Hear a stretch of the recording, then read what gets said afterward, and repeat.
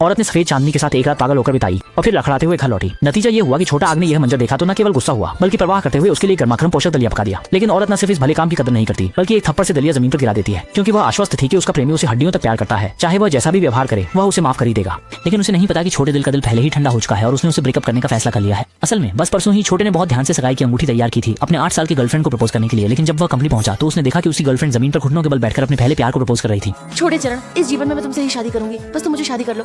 वो आदमी कंपनी के लूज सचिव की तरह क्यों लग रहा है? जिस समय तक यह हुआ तब तक ही छोटे को समझ आया असल में वह हमेशा ही अपनी प्रेमिका के दिल में एक विकल्प था। छोटे ने कंपनी में उसके साथ 8 साल तक चुपचाप संबंध रखा, लेकिन जब भी छोटे इसे सार्वजनिक करना चाहता महिला हमेशा इसका कड़ा विरोध करती, ये कहते हुए कि वह तो सिर्फ स्कूल से निकला एक गरीब लड़का है और यदि यह बात किसी को पता चली तो कंपनी के अन्य लोग बातें बनाएंगे। उसने यह भी कहा कि यह सब छोटे की सुरक्षा के लिए है और छोटे उसकी इस बात पर यकीन कर बैठा। लेकिन उस दिन जब छोटा अग्नि ने मुख्य संकट में जाने का प्रस्ताव रखा तो औरत का चेहरा तुरंत बदल गया।